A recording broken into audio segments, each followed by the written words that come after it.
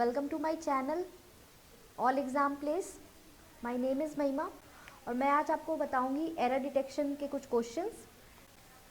तो चलिए देखते हैं। एरर डिटेक्शन एक ऐसा सेक्शन है जिसमें एग्ज़ाम में जितने भी कम्पिटिटिव एग्ज़ाम्स होते हैं उसमें मिनिमम 5 मार्क्स के क्वेश्चंस आते हैं। ठीक है, तो ये जो मैंने एरर्स लिखे हैं ये डिफरेंट टाइप्स ऑफ एरर्स है और ये एरर्स एग्ज़ाम में कई बार रिपीट हुए हैं। ठीक है, तो चलिए देखते हैं पहला सेंटेंस क्या है। I neither have visited or intend to visit foreign countries. जैसा कि देख सकते हैं एरर डिटेक्शन में एक सेंटेंस दी हुई रहती है और उस सेंटेंस को डिफरेंट पार्ट्स में डिवाइड कर दिया जाता है इस तरह की स्लैश देके। जैसा कि आप देख रहे हैं ये स्लैशेस है। ठीक है, और अब इस सेंटेंस में हमें फाइंड करना होता है क्या कि सेंटेंस के किस पार्ट में एरर है।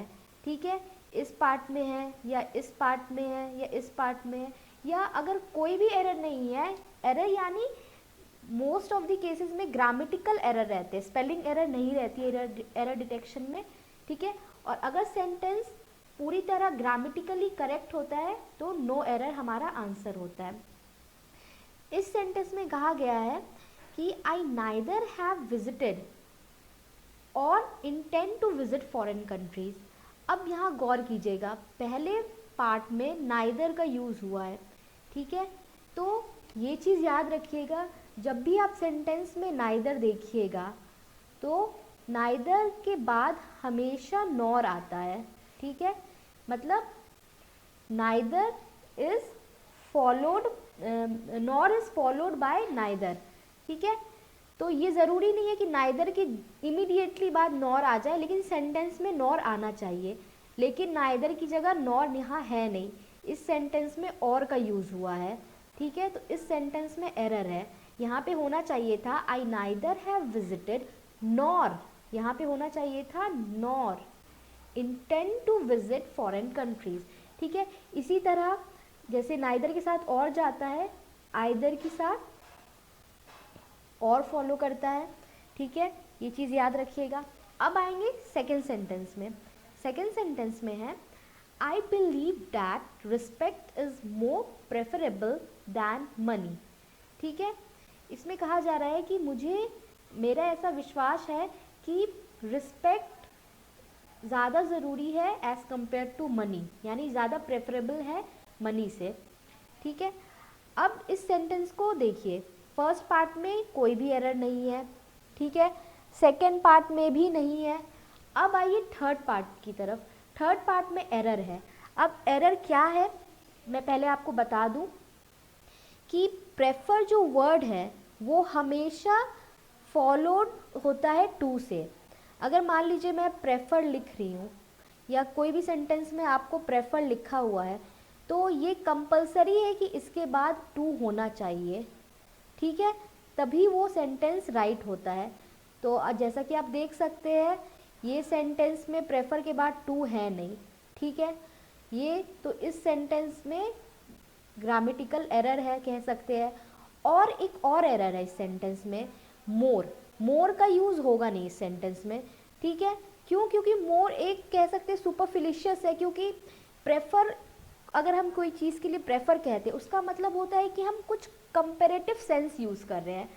मतलब किसी चीज़, दो चीज़ है तो उसमें से हम एक चीज़ को प्रेफर कर रहे हैं, एक चीज़ को प्रेफर नहीं कर रहे, तो हम कह सकते हैं प्रेफर एक ऐसा चीज़ है ना जो कंपेरेटिव सेंस में यूज़ होता है, दो चीज़ों को कंपेयर करने के सेंस में। ठीक है, जैसे यहाँ पे भी देख सकते हैं दो चीज़ कंपेयर हुई ना, रिस्पेक्ट की बात हो रही है और मनी की बात हो रही है, तो एक कंपेरेटिव सेंस देता है। जब भी प्रेफर की बात होती है तो एक कंपेरेटिव सेंस आ जाता है सेंटेंस में। ठीक है, तो पहली बात ये याद रखिएगा, प्रेफर जब भी रहेगा उसके इमीडिएटली बाद टू होना ही चाहिए। ठीक है, पहली बात। और प्रेफर से एक कंपेरेटिव सेंस आता है सेंटेंस को। ठीक है, तो हम कंपेयर कर रहे हैं तो मोर का यूज़ तो कुछ मतलब इररेलेवेंट है। तो इस सेंटेंस के इस पार्ट में एरर है और दो एरर है, एक तो मोर होगा नहीं और प्रेफरेबल टू होना चाहिए, तभी ये सेंटेंस करेक्ट होता। अगर यहाँ पे हम टू ऐड कर देते तो मेरा सेंटेंस सही हो जाता हमारा सेंटेंस करेक्ट। क्या? I believe that respect is preferable to money.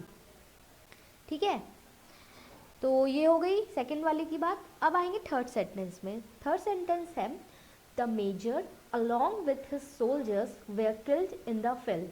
ठीक है, अब इस सेंटेंस को ध्यान से देखिएगा।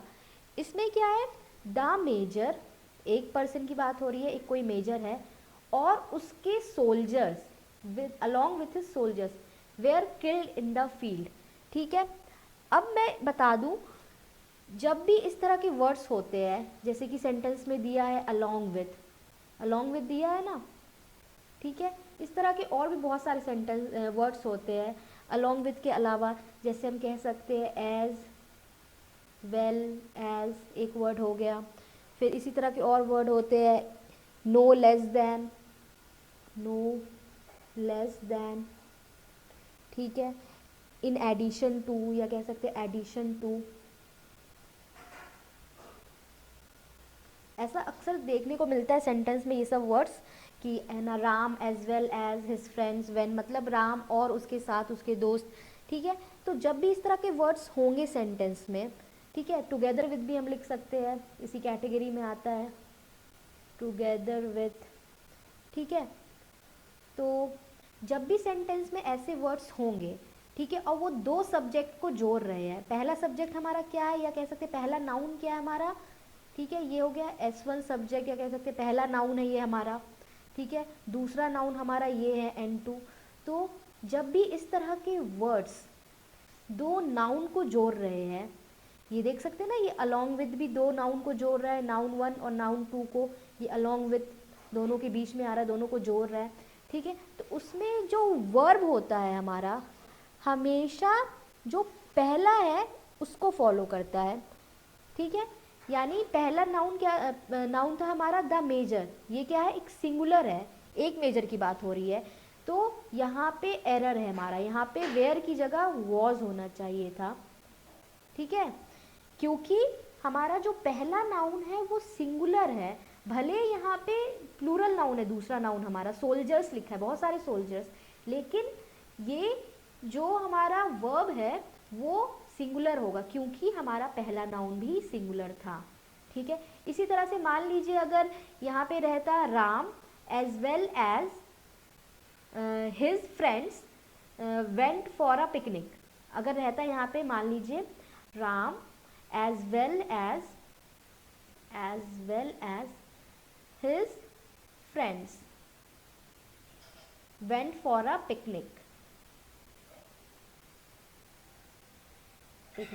तो यहाँ पे भी देखिए इसी तरह का ये है, राम है यहाँ पे पहला नाउन, ये फ्रेंड्स हो गए दूसरा। तो जब भी होगा तो वर्ब हमेशा पहले वाले नाउन को फॉलो करता है। यहाँ इस केस में राम है तो राम को फॉलो करेगा वर्ब।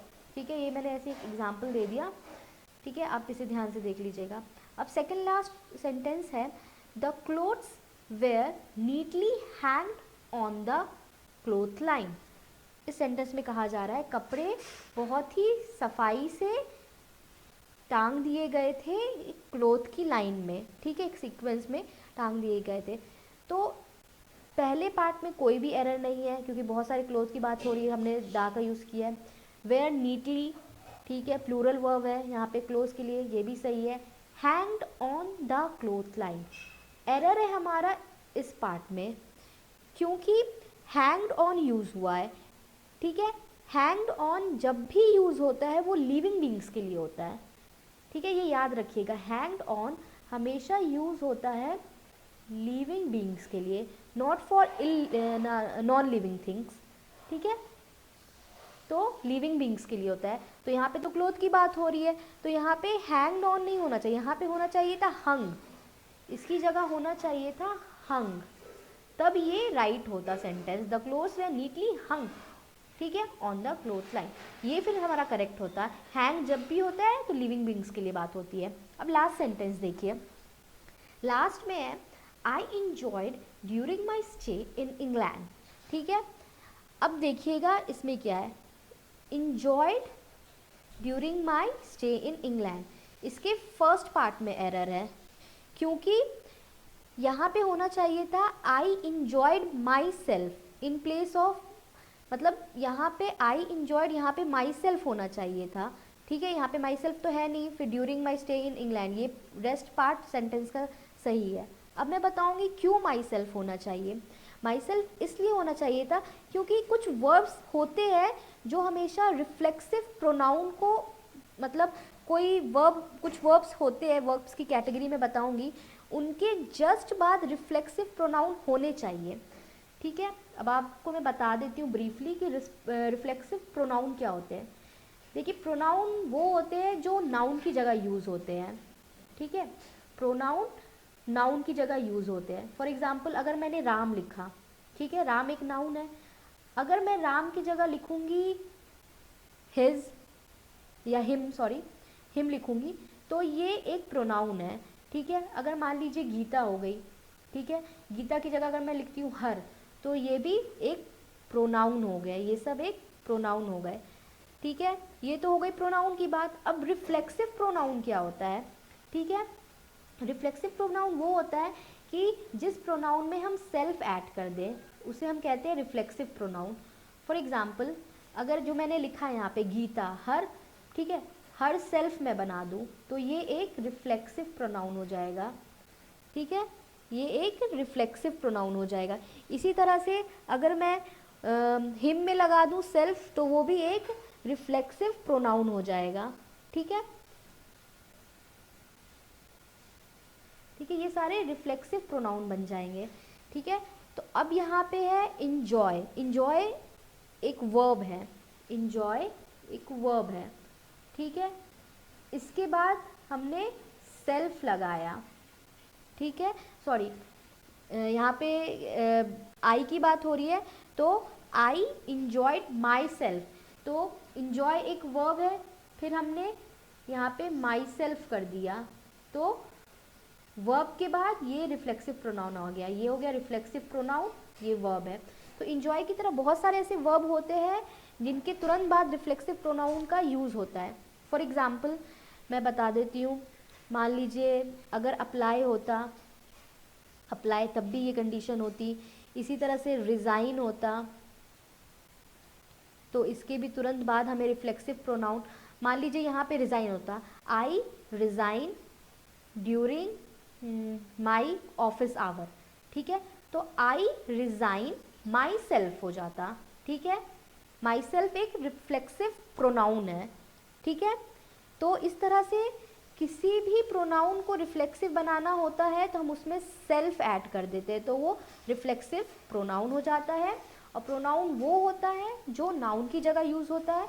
और प्रोनाउन के बारे में जिन्होंने मैं अपने वीडियोस में बताऊंगी, प्रोनाउन के डिटेल डिस्कस करूंगी, उसके रूल्स और उसके टाइप्स ऑफ प्रोनाउन होता क्या है, तो ये चीज़ और क्लियर हो जाएगा।